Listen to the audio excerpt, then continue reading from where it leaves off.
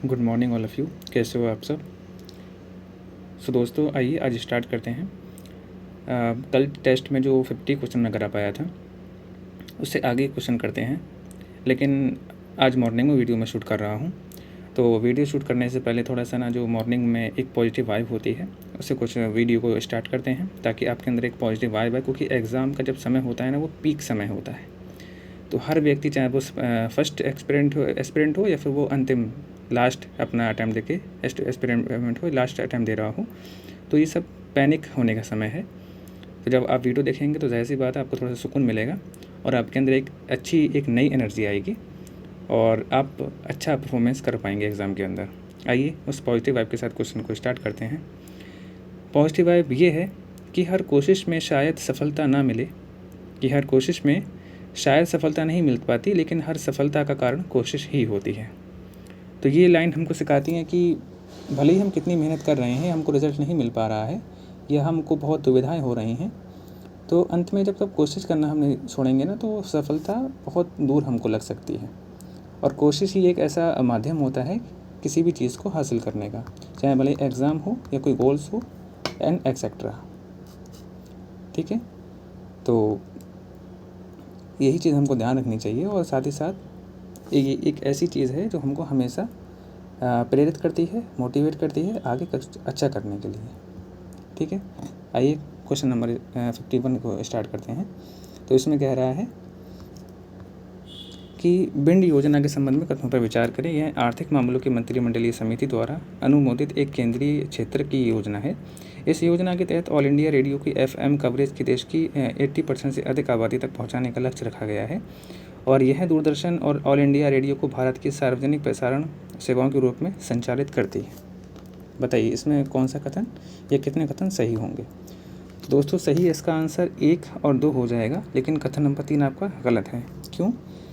क्योंकि इसमें कह रहा है कि जो बिंड योजना है वो स्वयं प्रसारण सेवाओं का संचालन नहीं करती है।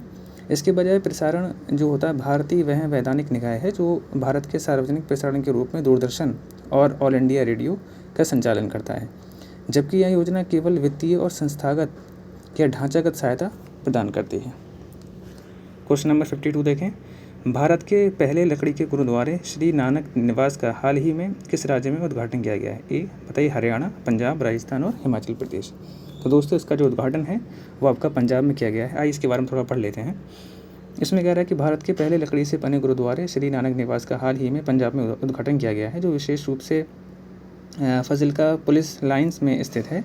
इस संरचना की अनूठी विशेषता ये है कि इसे आयातित देवदार की लकड़ी का ही उपयोग करके बनाया गया है, जो इसे स्थापत्य शैली में विशिष्ट बनाता है। और इस गुरुद्वारे का विचार भूपेंद्र सिंह दिंग द्वारा शुरू किया गया था। इन्होंने पुलिस परिसर के भीतर निवासियों और आगंतुकों के लिए पूजा स्थल की कमी को देखते हुए एक समर्पित धार्मिक स्थान की परिकल्पना की थी, है ना। आइए क्वेश्चन नंबर 53 देखें। इसमें बोल रहा है, इसमें आपका एक तरफ आपका समिट बता रहा है और दूसरा उसका जो समिट का बेसिकली जो थीम रही थी या किसके लिए इसका प्रयोजन क्या रहा था वो बता रहा है। देखते हैं। थीम्स पूछ रहा है 46वां जो आसियान शिखर सम्मेलन था, क्या उसकी जो थीम थी समावेशिता और स्थिरता थी? विश्व आर्थिक मंच की जो 55वीं बैठक हुई थी, वार्षिक बैठक, तो क्या उसकी जो थीम थी बुद्धिमान युग के लिए सहयोग? अंतर्राष्ट्रीय ओलंपिक दिवस जो 23 जून को मनाया जाता है। और लेट्स मूव इसकी थीम थी। व्यापार सुविधा सम्मेलन 2025, निर्बाध व्यापार के लिए वैज्ञानिक उत्कृष्टता। बताइए इसमें कौन सा समिट और उसकी थीम सही है? Question number 53। तो दोस्तों इसकी सभी थीम सही होंगी। ठीक है, क्वेश्चन नंबर 54 देखें। इसमें बोल रहा है कि पावर वोल्टेज ट्रांसफ़र यानी कि PVT के साथ भारत का पहला माइक्रो सब स्टेशन किस देश की कंपनी के सहयोग से विकसित किया गया था? जापान, जर्मनी, फ्रांस और साउथ कोरिया। तो दोस्तों जापान के साथ विकसित किया गया था। आइए इसका क्या उद्देश्य है देखते हैं। Tata power Delhi distribution limited, जो कि उत्तरी दिल्ली में 20 लाख से अधिक ग्राहकों को बिजली की आपूर्ति करने वाली एक प्रमुख बिजली उपयोगिता कंपनी है। और क्योटो यानी कि जापान स्थित अग्रणी विद्युत उपकरण company nation electric company limited मिलकर एक प्रदर्शन परियोजना शुरू करेंगे। इसके तहत बिना पावर ग्रिड वाले क्षेत्रों में स्थित बिजली सुनिश्चित करने के लिए भारत के पहले पावर वोल्टेज ट्रांसफ़र युक्त माइक्रो सब स्टेशन से बिजली की आपूर्ति की जाएगी। क्वेश्चन नंबर 55 देखें। बाल साहित्य पुरस्कार 2025 के संबंध में कथनों पर विचार करें। यह पुरस्कार साहित्य अकादमी द्वारा 24 भाषाओं में प्रदान किया जाता है। हिंदी भाषा का पुरस्कार सुशील शुक्ल के कहानी संग्रह के एक बेटे के 12 के लिए दिया गया है। बताइए इसमें दोनों कथन सही हैं या फिर कितने कथन सही हैं? तो दोस्तों इसके दोनों आंसर सही हो जाएंगे। बेसिकली जो साहित्य आपका अकादमिक आधिकारिक तौर पर जो 24 मान्यता प्राप्त भारतीय भाषाओं में बाल साहित्य पुरस्कार सहित अपने वार्षिक साहित्यिक पुरस्कार प्रदान करती है, इसमें भारतीय संविधान की 8वीं अनुसूची में जो शामिल 22 भाषाएं हैं, साथ ही अंग्रेजी और राजस्थानी शामिल हैं। और 2025 के चक्र के लिए सभी 24 भाषाओं को कवर करते हुए 24 लेखकों का चयन किया गया है। कथन 2 भी सही है। लेखक सुशील शुक्ल को उनकी साहित्यिक कृति 1/12 के लिए हिंदी भाषा में बाल साहित्य पुरस्कार 2025 में सम्मानित किया गया है। और थोड़ा सा अन्य पुरस्कार देख लें। जो आपके सुरेंद्र मोहन दास हैं, इनको मनोहंतर पद्य यानी कि जो असमीय कविता है उसके लिए दिया गया है। और त्रिदेव कुमार चट्टोपाध्याय, इनको एखोनो गाय कांटा दाय यानी कि बंगाली कहानियाँ के लिए इसको दिया गया है। और तीसरा है विनय कुमार ब्रह्मा, इनको स्वांथी ब्रह्मस्व आरो आखु दानई बोडो भाषा में दिया गया है, इसमें कहानियाँ हैं तो उनको उसको लिए दिया गया है। और PL परिहर शौक, इनको नन्ही तोर एक डोगरी में लिखी गई कविता है, ये उनके लिए दिया गया है। और नितिन कुशलपा MP दक्षिण south Indian myths and fables retold, एक अंग्रेजी कविता कहानी है और इसके लिए दिया गया है। एक है कीर्तिदा ब्रह्म भट्ट टिंचक, गुजराती कविता है, तो इसके लिए उनको दिया गया है। क्वेश्चन नंबर 56 देखें। इसमें बोल रहा है कि एशिया, इसमें निम्नलिखित आयोजनों और उनके आयोजन स्थल के रूपों पर विचार करें। एशिया रग्बी अंडर-20 चैंपियनशिप राजगीर में, अंतर्राष्ट्रीय गन्ना अनुसंधान केंद्र समस्तीपुर में, शेर प्रजनन केंद्र पटना में। बताइए इसमें कितने कथन सही हो जाएंगे? तो इसमें आपके 2 कथन सही हो जाएंगे। आइए देखते हैं कि 2 कथन वो कौन से सही हैं और कौन से इसमें गलत है। 56 का देखें। एशिया रग्बी अंडर चैंपियनशिप की मेज़बानी जागीर में नवनिर्मित राज्य खेल अकादमी द्वारा की गई है। यह राज्य में आयोजित होने वाला अब तक का पहला अंतर्राष्ट्रीय रग्बी कार्यक्रम था, यानी कि पहला कथन बिल्कुल सही हो गया। और सेकंड वाला देखिए, अंतर्राष्ट्रीय गन्ना अनुसंधान केंद्र की स्थापना पूसा में की जा रही है, जो समस्तीपुर जिले में स्थित है। और यह केंद्र गन्ना खेती को आधुनिक बनाने, उच्च उपज वाली बीज किस्मों को विकसित करने और किसानों को उन्नत डिजिटल मार्गदर्शन प्रदान करने की सरकार की एक व्यापक पहल का हिस्सा है। दोनों कथन सही हो गए, लेकिन जो थर्ड वाला है वो गलत है। क्यों? इसमें जो कह रहा है शेर प्रजनन केंद्र के पटना में, ऐसा नहीं है। बिहार में एक नया शेर प्रजनन केंद्र पटना में नहीं बल्कि राजगीर जू सफारी में विकसित किया जा रहा है। और राजगीर को एक प्रमुख एशियाई शेर प्रजनन केंद्र के रूप में स्थापित करने के लिए हाल ही में विशेष रूप से पशु विनिमय कार्यक्रमों को क्रियान्वित किया गया था। क्वेश्चन नंबर 57 देखें। पालना योजना के संबंध में कथन है। यह मिशन शक्ति के सामर्थ्य उप योजना के अंतर्गत केंद्र प्रायोजित योजना है। यह 0 से 14 वर्ष आयु वर्ग के बच्चों के लिए शिशु गृह की सुविधा प्रदान करता है। तो बताइए इसमें कितने कथन सही हैं? आपका इसमें केवल एक सही हो जाएगा, यानी कि जो पालना योजना, जिसे पहले राष्ट्रीय पालना गृह योजना के नाम से जाना जाता था, व्यापक मिशन शक्ति पहल के सामर्थ्य उप योजना के तहत एक केंद्र प्रायोजित योजना है। और इसका आधिकारिक फंडिंग जो अनुपात केंद्र है वो सामान्य राज्यों या विधायकों वाले केंद्र शासित प्रदेशों के बीच 60:40 के बीच में, पूर्वोत्तर और विशेष श्रेणी के राज्यों के लिए 90:10 और बिना विधायक वाले केंद्र शासित प्रदेशों के लिए 100% केंद्रीय वित्त पोषण है। अब स्टेटमेंट 2 में गलत है। पालना योजना 14 वर्ष के बच्चों के लिए नहीं है। इस योजना का आधिकारिक उद्देश्य विशेष रूप से 6 महीने से 6 वर्ष की आयु वर्ग के बच्चों के लिए सुरक्षित डे केयर यानी कि पालना गृह सुविधा, संज्ञानात्मक विकास, पोषण संबंधी सहायता और टीकाकरण प्रदान करना है। यह आयु वर्ग इसलिए चुना गया है ताकि बचपन की प्रारंभिक देखभाल सुनिश्चित की जा सके और माताओं को अवैतनिक बाल देखभाल की जिम्मेदारी से मुक्त कर उन्हें लाभकारी रोजगार प्राप्त करने में सहायता दी जा सके। क्वेश्चन नंबर 58 देखें। मेरी पंचायत मोबाइल एप्लीकेशन को WSIS पुरस्कार 2025 चैंपियन अवार्ड से किस शहर में सम्मानित किया गया है? पेरिस, न्यूयॉर्क, जिनेवा या वियना में? तो दोस्तों इसको जिनेवा में सम्मानित किया गया है। तो दोस्तों जो मेरी पंचायत मोबाइल एप्लीकेशन है को अंतर्राष्ट्रीय दूरसंचार संघ यानी कि ITU द्वारा आयोजित WSIS+20 हाई लेवल इवेंट 2025 के दौरान प्राइज 2025 चैंपियन अवार्ड प्राप्त हुआ है। यह प्रतिष्ठित कार्यक्रम जिनेवा में आयोजित किया गया था, जो ITU के मुख्यालय के साथ साथ अंतर्राष्ट्रीय शासन और डिजिटल नीति चर्चाओं का एक प्रमुख वैश्विक केंद्र है। यह मान्यता डिजिटल गवर्नेंस और स्थानीय सामग्री सशक्तिकरण में भारत की प्रगति को दर्शाती है और विशेष रूप से ज़मीनी स्तर पर पंचायती प्रणाली के क्षेत्र में है। क्वेश्चन नंबर 59 देखें। निम्नलिखित में से किस राज्य में भारत की पहली जनजातीय जीनोम अनुक्रमण परियोजना शुरू की गई है? महाराष्ट्र, ओडिशा, झारखंड और गुजरात में। तो दोस्तों सही इसका आंसर डी हो जाएगा, यानी कि पहली जो जीनोमिन जनजातीय जीनोम अनुक्रमण परियोजना है वो आपके गुजरात में स्टार्ट की गई है। इसका उद्देश्य क्या देख लेते हैं। गुजरात भारत का पहला एक ऐसा राज्य बन गया है जिसने विशेष रूप से आदिवासी समुदायों पर केंद्रित जीनोम सीक्वेंसिंग पहल शुरू की है। आदिवासी जीनोम सीक्वेंसिंग प्रोजेक्ट की घोषणा आदिवासी आबादी में आनुवंशिक स्वास्थ्य जोखिमों की पहचान करने और उनके लिए सटीक स्वास्थ्य सेवाएं उपलब्ध कराने के उद्देश्य से की गई है। इस पहल के तहत राज्य के 17 जिलों में रहने वाले आदिवासी समुदाय के 2000 लोगों के जीनोम की सीक्वेंसिंग की जाएगी। क्वेश्चन नंबर 60 देखें। इसमें बोल रहा है कि जलवायु प्रवास कार्यक्रम के कारण हाल ही में चर्चा में रहा तुवालू निम्नलिखित में से किस महासागर में स्थित है। प्रशांत महासागर, अटलांटिक, हिंद या आर्कटिक। तो दोस्तों ये प्रशांत महासागर में है। बेसिकली जो तुवालू प्रशांत महासागर में स्थित एक छोटा द्वीपीय देश है जो कि हवाई और ऑस्ट्रेलिया के बीच स्थित है। यह निचले स्तर के एटोल से बना है और समुद्र के बढ़ते जलस्तर के प्रति अत्यधिक संवेदनशील है। तुवालू हाल ही में जलवायु प्रेरित प्रवासन कार्यक्रम शुरू करने के कारण सुर्खियों में रहा है और ऐसा करके यह उन पहले देशों में से बन गया है जिसने जलवायु परिवर्तन के प्रभावों के चलते अपनी आबादी के राज्य समर्थित पुनर्स्थापन की योजना बनाई है। क्वेश्चन नंबर 61 देखें। काशी घोषणा के संबंध में कथनों पर विचार करें। इसे वाराणसी में विकसित भारत के लिए नशा मुक्त युवा विषय पर आयोजित युवा आध्यात्मिक शिखर सम्मेलन में अपनाया गया था। यह 2047 तक भारत में नशा मुक्त समाज के निर्माण की दिशा में एक प्रतिबद्धता है। तो बताइए इसमें कितने कथन सही हैं। तो दोस्तों इसके अंदर पहला और दूसरा यानी कि दोनों कथन सही हैं। आइए देखते हैं थोड़ा इसके बारे में। जो आपका वाराणसी में आयोजित युवा आध्यात्मिक शिखर सम्मेलन में काशी घोषणा को औपचारिक रूप से अपनाया गया था और इस शिखर सम्मेलन का आयोजन युवा मामले और खेल मंत्रालय द्वारा विकसित भारत के लिए नशा मुक्त युवा विषय पर किया गया था, जिसमें युवा नेताओं, आध्यात्मिक संगठनों और विशेषज्ञों को एक मंच पर लाया गया था। कथन 2 देखें। काशी घोषणा पत्र 2047 तक नशा मुक्त समाज बनाने की सामूहिक राष्ट्रीय प्रतिबद्धता को रेखांकित करता है जो भारत के विकसित भारत विजन के रूप में है और यह युवाओं के नेतृत्व में जागरूकता, रोकथाम और पुनर्वास की रणनीतियों पर केंद्रित है। क्वेश्चन नंबर 62 देखें और इसमें कह रहा है कि समुद्र सचेत परिचेत के संबंध में कथनों पर विचार करें। यह भारतीय तटरक्षक बल के लिए गोवा शिपयार्ड लिमिटेड द्वारा निर्मित दूसरा स्वदेशी पीसीवी है। इसे मुख्य रूप से एक पनडुब्बी बचाव जहाज़ के रूप में डिज़ाइन किया गया है जो 1000 मीटर की गहराई तक गहरे समुद्र में गोताखोरी करने में सक्षम है। इसे उन्नत प्रतिक्रिया उपकरणों और तेल रिकवरी प्रणालियों का उपयोग करके विशिष्ट आर्थिक क्षेत्र यानी कि स्पेशल इकोनॉमिक जोन में तेल रिसाव में निपटने के लिए डिज़ाइन किया गया है। बताइए इसमें कौन सा कथन सही हो जाएगा। तो दोस्तों पहला और तीसरा इसका सही हो जाएगा, लेकिन कथन नंबर आपका जो 2 है वो गलत है। क्यों?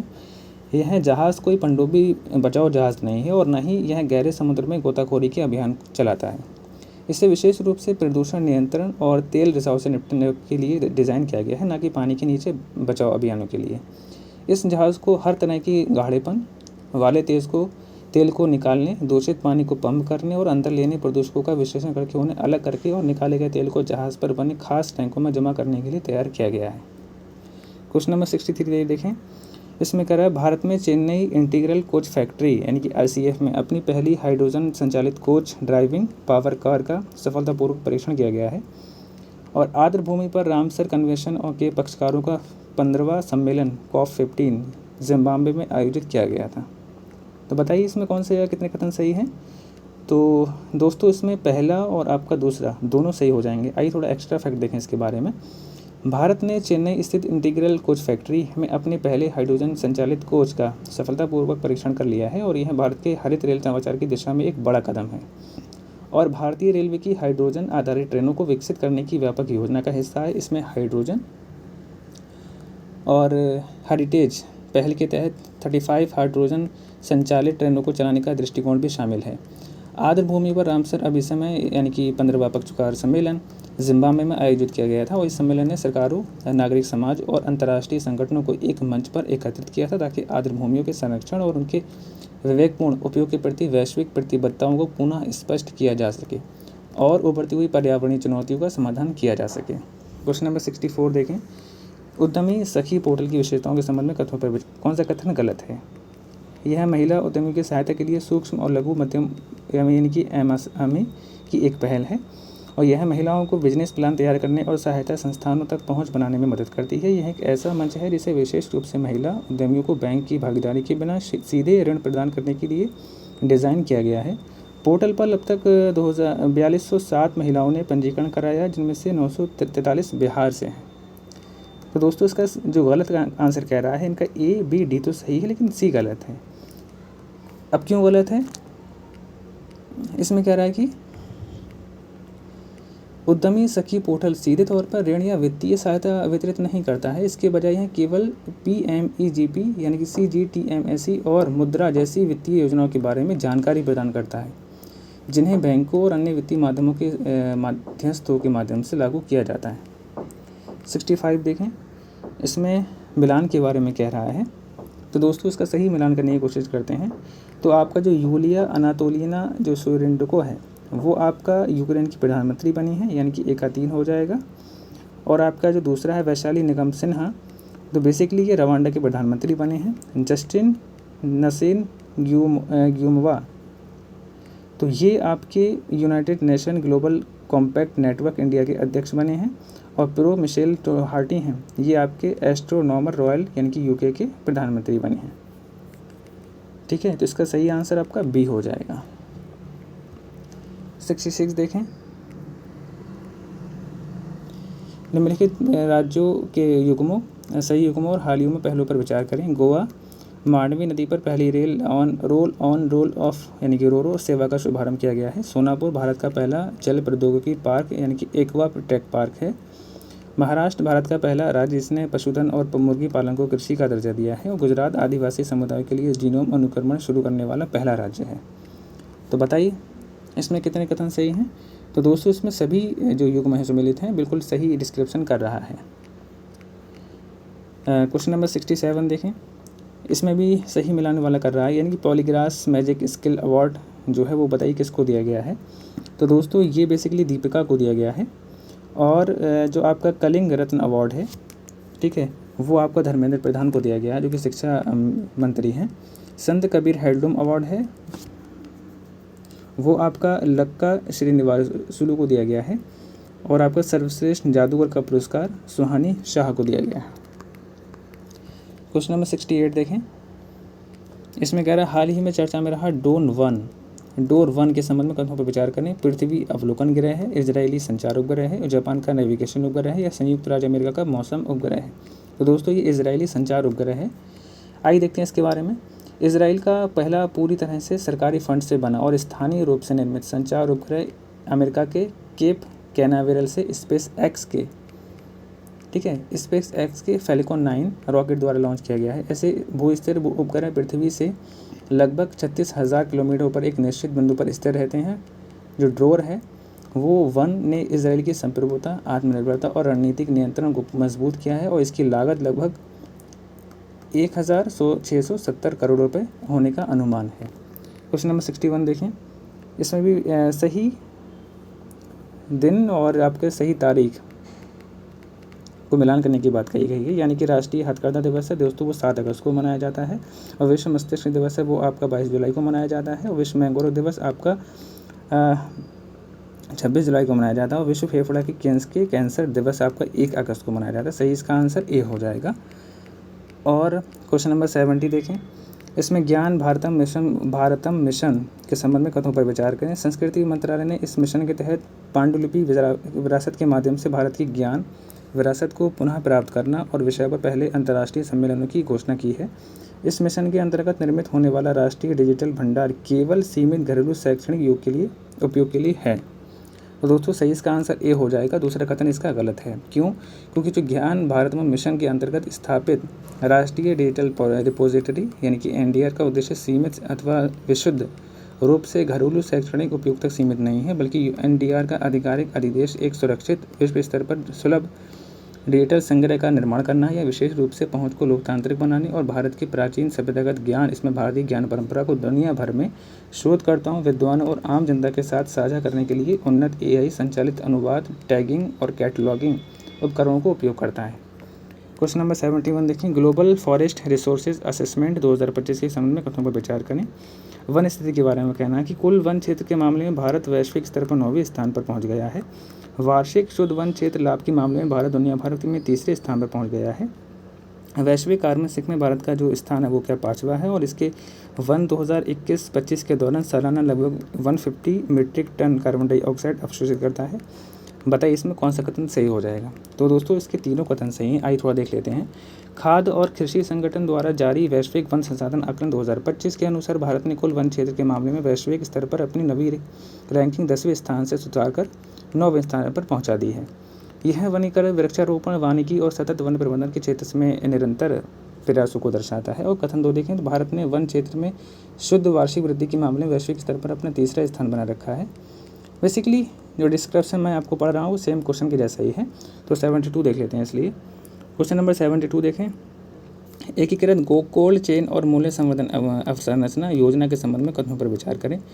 यह प्रधानमंत्री किसान संपदा योजना के तहत एक केंद्रीय क्षेत्र की योजना है जिसका उद्देश्य खराब होने वाली वस्तु की कटाई के बाद नुकसान को कम करना है। यह भारत के सभी क्षेत्रों में समान रूप से पात्र परियोजना लगभग 50% वित्तीय सहायता प्रदान करती है। बताइए इसमें कितने कथन सही हो जाएंगे। क्वेश्चन नंबर 72 का कथन 1 सही हो जाएगा और जो स्टेटमेंट 2 है गलत हो जाएगा। क्यों?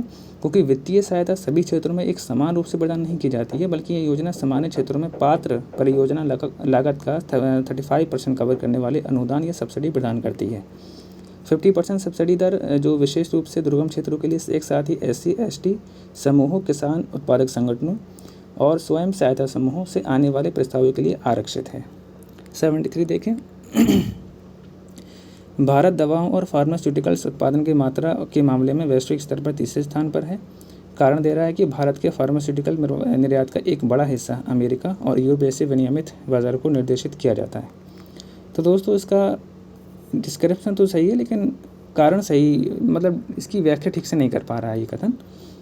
इसका दोस्तों इसका सही आंसर भी हो जाएगा। सॉरी, इसका मतलब ये ऊपर नीचे कर दिए गए हैं, यानी कि इसका कारण और कथन और कारण दोनों सही हैं और RA की जो है सही व्याख्या भी कर रहा है। क्वेश्चन नंबर 74 देखें। इसमें कह रहा है बायो E3 नीति में E3 का फुल फॉर्म क्या है। Economy, environment and employment, energy, environment and economy, economy, employment and empowerment, या एनर्जी एफिशिएंसी एक्सपेंशन। तो दोस्तों क्वेश्चन नंबर 74 का A हो जाएगा, यानी कि जो नीति में E3 का जो अर्थ है बायो E3 में, इसमें इकोनॉमी, एनवायरनमेंट और एम्प्लॉयमेंट है। क्वेश्चन नंबर 75 देखें। भारत का पहला nano structured thermal interface hub हाल ही में IIT पटना द्वारा किस संगठन के सहयोग से लॉन्च किया जा रहा है। Tata consultancy services, markets world, Reliance industries या नीति आयोग। तो दोस्तों सही इसका आंसर B हो जाएगा, यानी कि मार्केट्स वर्ल्ड। क्वेश्चन नंबर 76 देखें। कांवर झील के संबंध में कथनों पर विचार करें। यह बेगूसराय में ज़िले में स्थित है और इसे बिहार के पहले रामसर स्थल के रूप में नामित किया गया है। और यह हिमालय क्षेत्र में स्थित एक हिमनद झील है और प्रवासी पक्षियों के माध्यम से मध्य एशियाई फ्लाईवे में इसका कोई संबंध नहीं है। तो दोस्तों इसका कह रहा है कि गलत आंसर कौन सा है, तो इसका गलत आंसर B हो जाएगा और A इसका आंसर सही है, क्योंकि कांवर झील बेसिकली कांवर ताल के नाम से भी इसको जाना जाता है। बिहार के बेगूसराय ज़िले में स्थित है और इसे नवंबर 2020 में राज्य के पहले रामसर स्थल के रूप में नामित किया गया था।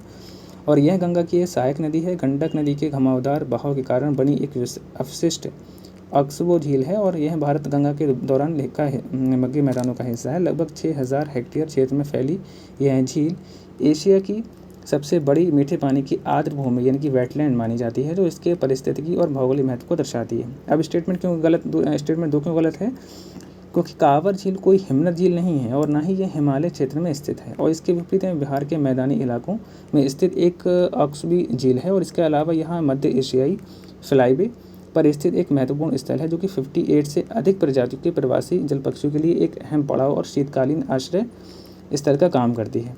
इन पक्षियों में Siberian crane, bar headed goose और पैटेंड स्टार्क जैसी प्रजातियां शामिल हैं। यह झील समृद्धि जैव विविधता को भी सहारा देती है और इसमें मछली की 50 से अधिक प्रजातियां शामिल हैं जो इसे पारिस्थितिक रूप से अत्यंत महत्वपूर्ण बनाती हैं। क्वेश्चन नंबर 77 देखें। इसमें कह रहा है कि बीज अधिनियम 1956, बीज नियंत्रण आदेश 1983, आवश्यक वस्तु अधिनियम 1955, कीटनाशक अधिनियम 1958। इसमें कह रहा है कि उपरोक्त में से किसे बीज विधेयक का मसौदा 2025 द्वारा प्रस्तावित किए जाने का प्रस्ताव है।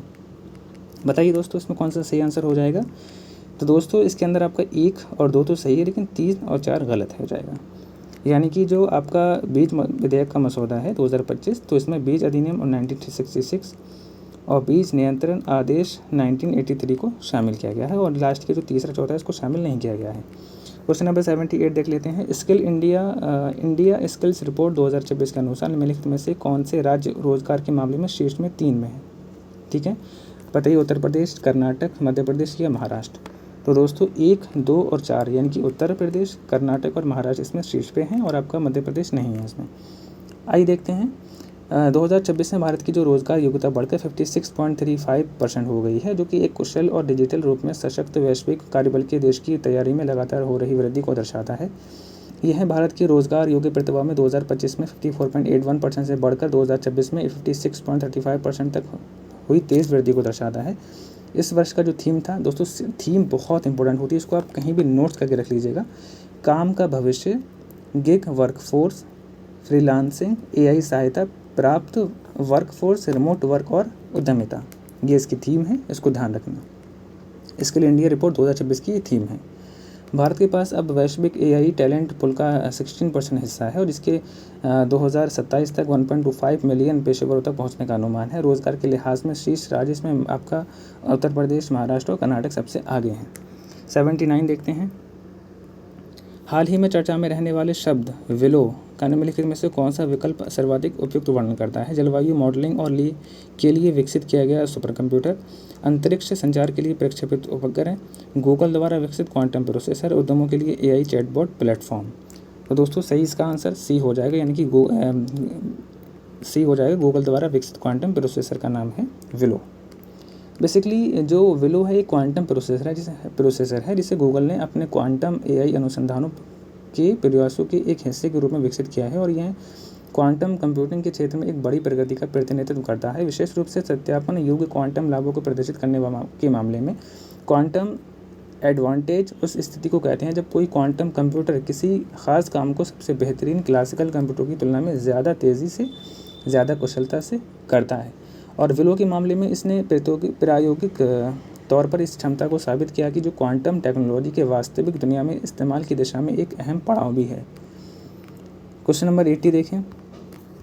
हाल ही में खोजे गए अल्टर मैग्नेटिज्म के संबंध में कथनों पर विचार करें। यह शुद्ध चुंबकत्व प्रदर्शन नहीं करता है, क्योंकि परिवर्तनशील स्पिन बाहरी रूप से एक दूसरे को निरस्त कर देते हैं। यह स्पिन स्प्लिट इलेक्ट्रॉनिक बैंड प्रदर्शित करता है, जो कि परामैग्नेट में देखे जाने वाले बैंड के समान है। इसके स्पिन का क्रम क्रिस्टल समरूपता जैसे कि घूर्णन और परावर्तन द्वारा नियंत्रित होता है, और यह धीमी स्पिन गतिशीलता पर काम करता है, आमतौर पर मिली सेकंड के समय पैमाने पर। तो बताइए इसमें कितने कथन सही हो जाएंगे? तो दोस्तों इसका आपका 1, 2 और 3 तो सही है, लेकिन कथन नंबर जो आपका 4 है वो सही नहीं है। आइए उसी को देख लेते हैं थोड़ा सा क्यों गलत है। अल्टर मैग्नेटिक धीमी मिलीसेकंड समय सीमा पर काम नहीं करता, बल्कि एंटी फ्रैगमेंट की तरह इनमें भी बहुत तेज़ हाई फ्रीक्वेंसी स्पिन डायनामिक्स होती है, जो आमतौर पर टेराहर्ट्ज़ रेंज, इसको बोलते हैं पिको सेकेंड समय सीमा में काम करती है। बहुत तेज़ स्विचिंग क्षमता उन मुख्य कारणों में से एक है जिनकी वजह से अगली पीढ़ी में स्पिनट्रॉनिक्स और हाई स्पीड मेमोरी डिवाइस के लिए उनकी बहुत ज़्यादा मांग है। क्वेश्चन नंबर 81 देखें। हाल ही में चर्चा में रहा राष्ट्रीय व्यापी पहल #23/23 का क्या उद्देश्य है? मध्य भारत में प्रोजेक्ट टाइगर की सफलता के 23 वर्ष, यह 23 राज्यों में 23 मिलियन पेड़ लगाना, यह 2030 तक 23% नवीकरणीय ऊर्जा को अपनाना, यह अंतर्राष्ट्रीय हिम तेंदुआ दिवस। तो दोस्तों इसका सही आंसर डी हो जाएगा, यानी कि जो अंतर्राष्ट्रीय हिम तेंदुआ दिवस के अवसर पर एक पहल चलाई गई थी #23/23। आज देखते हैं कि ये है क्या। तो दोस्तों भारत ने #23/23 नामक एक अनोखी पहल के साथ अंतर्राष्ट्रीय हिम तेंदुआ दिवस मनाया है, जिसके तहत नागरिकों को हिम तेंदुआ और उनके नाजुक आवासों के संरक्षण के प्रति जागरूकता बढ़ाने के लिए 23 मिनट तक शारीरिक गतिविधि करने के लिए प्रोत्साहित किया गया है। और इसके बीच देश की पहली स्नो लेपर्ड जनगणना में भारतीय हिमालय क्षेत्र में कुल 7118 यानी कि 718 स्नो लेपर्ड दर्ज किए गए हैं। तो दोस्तों इनकी संख्या भी पूछ सकता है। तो वर्तमान में कितने हैं हिमालय क्षेत्र में? 718 स्नो लेपर्ड दर्ज किए गए हैं, जिनमें से सबसे ज़्यादा 470 स्नो लेपर्ड जो है वो लद्दाख में पाए गए हैं, और इस प्रजाति के लिए एक प्रमुख आवास के तौर पर लद्दाख के महोत्सव को दर्शाता है। हिम तेंदुओं से संबंधित महत्वपूर्ण तथ्य। इसमें देखते हैं कि अधिक ऊंचाई वाले पारिस्थितिकी तंत्रों की कीस्टोन और संकेतक प्रजातियां हिमालय की प्रमुख प्रजातियां होती हैं। पहाड़ों का भूर भी इसको स्नैपवर्ड के नाम से जाना जाता है। सातवीं सबसे बड़ी बिल्ली है जो कि मध्य और दक्षिण एशिया के अल्पाइन और सब अल्पाइन क्षेत्रों में पाई जाती है। भारत में मुख्य रूप से लद्दाख, हिमाचल प्रदेश और उत्तराखंड में ये पाई जाती है। स्थिति की बात करें तो ये IUCN की वल्नरेबल यानी कि विश्वविद सूची में है और परिशिष्ट वन में साइट्स अनुसूची वन में इसको रखा गया है। क्वेश्चन नंबर 82 देखते हैं। इसमें कह रहा है कि Aditya L1 coronal mass ejection और चुंबकीय क्षेत्रों जैसी सौर परिघटना का अध्ययन करता है। कारण दे रहा है कि जो लैग्रेंज पॉइंट 1 है तो बिंदु सूर्य से लगभग 1.5 मिलियन किलोमीटर की दूरी पर स्थित है और निरंतर सौर अवलोकन को संभव बनाता है। तो दोस्तों सही इसका आंसर सी हो जाएगा, यानी कि कथन एक तो सही है लेकिन जो आपका जो कारण दे रहा है वो गलत है। क्यों? क्योंकि इस बयान में तथ्यात्मक गलती दूरी को लेकर जो लैग्रेंज पॉइंट 1 है पृथ्वी से 1.5 मिलियन किलोमीटर की दूरी पर स्थित है, सूर्य की दिशा में, ना कि सूर्य से 1.5 मिलियन किलोमीटर की दूरी पर, दिशा में है ना। पृथ्वी और सूर्य के बीच कुल दूरी लगभग 150 बिलियन किलोमीटर है, जिसका मतलब है कि आदित्य L1 को पृथ्वी और सूर्य के बीच की कुल दूरी के महज का 1% हिस्से पर स्थापित किया गया है। क्वेश्चन नंबर 83 देखें। इसमें कह रहा है कि समुद्री मत्स्य पालन गणना MFC 2025 के संबंध में कथनों पर विचार करें। यह भारत की पहली पूरी तरह से डिजिटल और भू संदर्भित मत्स्य गणना है और इसे ICAR केंद्रीय समुद्री मत्स्य अनुसंधान संस्थान से प्राप्त वित्तपोषण के माध्यम से भारतीय मत्स्य सर्वेक्षण द्वारा कार्यान्वित किया जाता है। गणना में सामाजिक आर्थिक डेटा शामिल होगा और इसमें PMKSSY प्रधानमंत्री मत्स्य किसान समृद्धि सह योजना कल्याणकारी योजना के तहत कवरेज भी शामिल है। तो बताइए इसमें कितने युग्म सही होंगे? तो दोस्तों इसमें आपके क्वेश्चन नंबर जो 83 है इसका आंसर बी हो जाएगा, यानी कि एक सही सुमेलित है और आपका 3 भी सही सुमेलित है, लेकिन स्टेटमेंट 2 आपका सही सुमेलित नहीं है। आगे क्यों गलत है?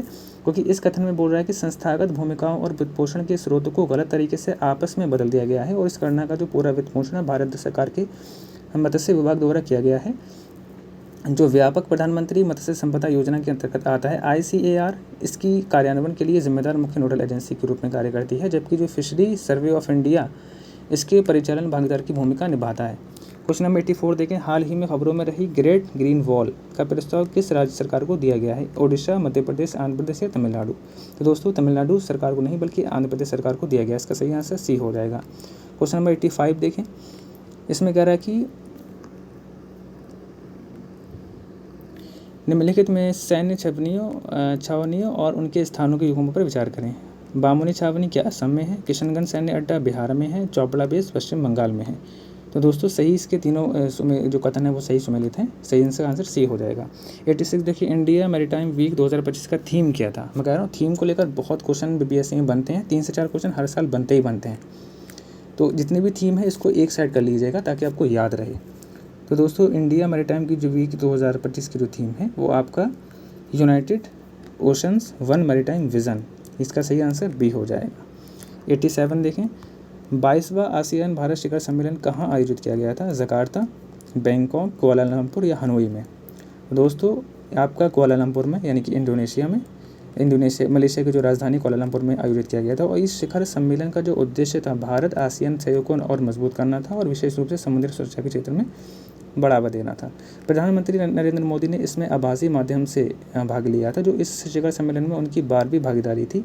एक प्रमुख विशेषता तिमोर लेस्ते को इस की भागीदारी रही, यानी कि जो तिमोर लेस्ते है तो 11वें आसियान देशों के रूप में पहली बार पूर्ण सदस्य के तौर पर शिखर सम्मेलन में तिमोर लेस्ते ने जो है भाग लिया है।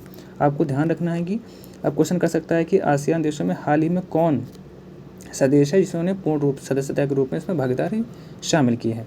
तो दोस्तों वो तिमोर लेस्ते होगा। क्वेश्चन नंबर 88 देखें। निम्नलिखित कथन पर विचार करें। कोची ने प्रथम द्विवार्षिक बिम्स्टेक भारत समुद्री अनुसंधान नेटवर्क सम्मेलन की मेज़बानी की है। ओमान को 2025 से 2029 की अवधि के लिए यूनेस्को के मैन एंड द बायोस्फीयर कार्यक्रम की अंतर्राष्ट्रीय समन्वय परिषद के लिए चुना गया है। तो बताइए इसमें कौन से कथन सही हो जाएंगे? तो दोस्तों इसके 1 और 2 दोनों सही हो जाएंगे। क्वेश्चन नंबर 89 देखें। इसमें कह रहा है कि 6ठे राष्ट्रीय जल पुरस्कारों के संबंध में निम्नलिखित कथनों पर विचार करें। महाराष्ट्र ने सर्वश्रेष्ठ राज्य की श्रेणी में पहला स्थान हासिल किया है। सर्वश्रेष्ठ शहरी स्थानीय निकाय श्रेणी में नवी नगर निगम पहले स्थान पर रहा है। बिहार के श्री किशोर जायसवाल को जल क्षेत्रों में उत्कृष्टता के लिए सर्वश्रेष्ठ व्यक्ति का प्रथम पुरस्कार मिला है। तो दोस्तों इसके तीनों कथन सही हो जाएंगे। और क्वेश्चन नंबर 90 देखें।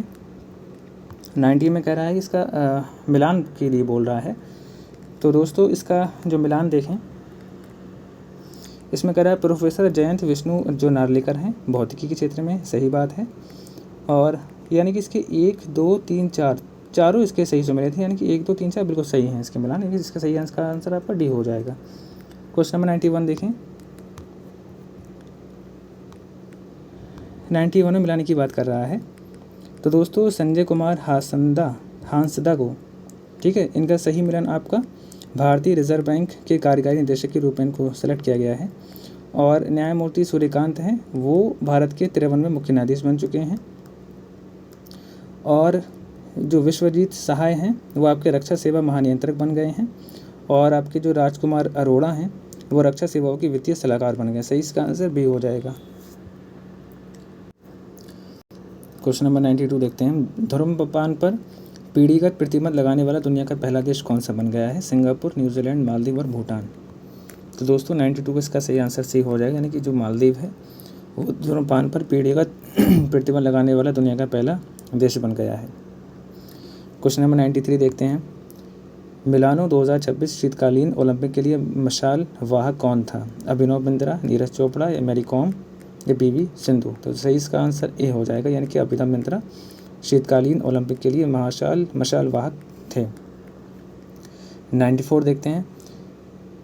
INS इक्ष्या के संबंध में कथनों पर विचार करें। इससे कोच्चि नौसेना अड्डे पर सेवा में शामिल किया गया था और यह पानी के नीचे हाइड्रोग्राफी का अध्ययन करने के लिए स्वदेशी रूप से निर्मित भारतीय नौसेना का सर्वेक्षण पोत है। यह सर्वे वेसल लॉन्च श्रेणी का तीसरा पोत है और दक्षिणी नौसेना कमान में तैनात होने वाला पहला पोत है। बताइए। तो दोस्तों इसका 1 और 2 और 3 दोनों सही हो जाएंगे। और क्वेश्चन नंबर 95 देखते हैं कि भारत में टील कार्बन का पहला अध्ययन हाल ही में किस राष्ट्रीय उद्यान में किया गया था? काजीरंगा राष्ट्रीय उद्यान, सुंदरबन राष्ट्रीय उद्यान, केवलादेव राष्ट्रीय उद्यान या जिम कॉर्बेट राष्ट्रीय उद्यान।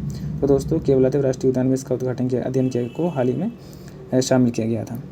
देखते हैं। टील कार्बन पर पहला अध्ययन राजस्थान के भरतपुर जिले में स्थित केवलादेव राष्ट्रीय उद्यान में किया गया था और यह अध्ययन जलवायु परिवर्तन, शमन और अनुकूलन रणनीतियों में आर्द्रभूमि के बढ़ते महत्व को रेखांकित करता है। टील कार्बन पर्यावरण विज्ञान में एक अपेक्षाकृत नई अवधारणा है। यह अंतर्देशीय मीठे पानी की आर्द्रभूमि में संचित जैविक कार्बन को संदर्भित करता है और जिसमें वनस्पति, मिट्टी, माइक्रोबियल, बायोमास और घुले हुए या कणकीय कार्बनिक पदार्थ शामिल हैं। ब्लू कार्बन तटीय पारिस्थितिकी तंत्र जैसे कि मैंग्रोव, समुद्री घास के विपरीत टील कार्बन का जो ध्यान है गैर ज्वारी मीठे पानी के आर्द्रभूमि पारिस्थितिकी तंत्र पर होता है। 96 का देखें। यूएन के संबंध में कथनों पर विचार करें। यह आवास और शहरी मामलों के मंत्रालय के तहत हुंडको द्वारा शुरू किया गया एक निवेश सुविधा मंच है और इसे किसी बाहरी वित्तीय संस्थान को शामिल किए बिना शहरी स्थानीय निकायों द्वारा कार्यान्वित शहरी बुनियादी ढांचा परियोजनाओं को सीधे वित्त पोषित करने के लिए डिज़ाइन किया गया है। इसमें कह रहा है कि कौन सा कथन गलत है? तो दोस्तों इसका आंसर बी हो जाएगा, यानी कि बी स्टेटमेंट गलत है, पहले सही है। अब क्यों गलत है? इसमें जो यूएन परियोजनाओं को बाहरी वित्त पोषण से अलग रखने के लिए डिज़ाइन नहीं किया गया है। इसका प्राथमिक उद्देश्य इसमें बिल्कुल विपरीत है। यह शहरी स्थानीय निकायों को विशेष रूप से बाहरी निवेश को आकर्षित करने और जुटाने के लिए बैंक योग्य परियोजना पाइपलाइन बनाने में मदद करता है। इसमें पूंजी बाजार तक पहुँच जैसे कि म्यूनिसिपल बॉन्ड, सार्वजनिक निजी भागीदारी, परियोजनाओं की संरचना करना और विश्व बैंक, एशियाई विकास बैंक और अंतर्राष्ट्रीय वित्त निगम जैसे बहुपक्षीय और द्विपक्षीय संसाधनों से लंबी अवधि की प्रतिस्पर्धा वित्त पोषण को सुरक्षित करना है। क्वेश्चन नंबर 97 देखें।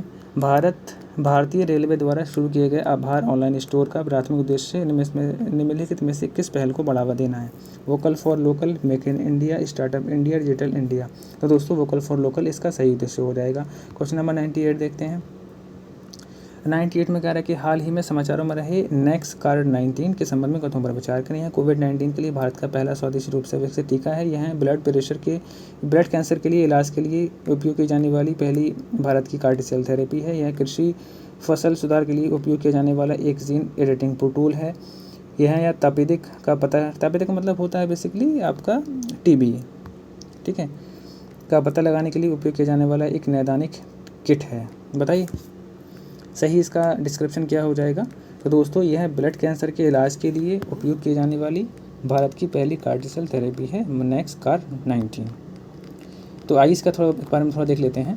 तो दोस्तों NexGard-19 भारत की पहली स्वदेशी रूप से विकसित chimeric antigen receptor T cell therapy है और उपयोग इसमें विशेष रूप से रिफ्रैक्टरी बी सेल लिम्फोमा और ल्यूकोमा के लिए रोगियों के उपचार के डिज़ाइन किया गया है और यह रक्त कैंसर के प्रकार हैं। और इसको इम्यूनिटी एक्ट भारतीय प्रौद्योगिकी संस्थान बॉम्बे में इनक्यूबेट की गई एक कंपनी है और टाटा मेमोरियल अस्पताल द्वारा संयुक्त रूप से विकसित किया गया है। इसके स्वदेशी विकास के लिए इसे अत्यंत उन्नत और जीवन रक्षक उपचार की लागत विदेशों में आयातित समान उपचारों की तुलना में काफ़ी कम हो गई है और इसे 2023 के अंत में भारत के दवा नियामक केंद्रीय औषधि मानक नियंत्रण संगठन में मंजूरी मिली है। क्वेश्चन नंबर 99 देखें। इसमें वगैरह हाल ही में समाचारों में रहे सरकरी के संबंध में कथनों पर विचार करें। तो दोस्तों ये भारत के गुजरात और पाकिस्तान के बीच कच्छ के रण क्षेत्र में स्थित 96 किलोमीटर लंबा एक ज्वारीय मुहाना है। इसका सही इसका आंसर ए हो जाएगा। क्वेश्चन नंबर 100 देखते हैं। इसमें कह रहा है कि सही मिलान करो। कांवर झील बेसिकली आपका बेगूसराय में है और नागी पक्षी अभयारण्य आपका जमुई में है और गोकुल जलाशय आपका बक्सर में है और उदयपुर झील आपका पश्चिम चंपारण में है। सही इसका आंसर बी हो जाएगा। क्वेश्चन नंबर 101 देखते हैं। कजरा और ऊर्जा संयंत्र के कथनों के संदर्भ में कथनों पर विचार करें। यह बिहार के लखीसराय जिले के सूर्यगढ़ा प्रखंड में स्थित है। यह कम सूर्य प्रकाश की परिस्थितियों में विद्युत आपूर्ति सुनिश्चित करने के लिए इसकी नियोजित ऊर्जा भंडारण क्षमता 495 मेगावाट घंटे है। तो दोस्तों सही इसके आंसर सी दोनों हो जाएंगे। यानी कि क्वेश्चन नंबर 102 देखें।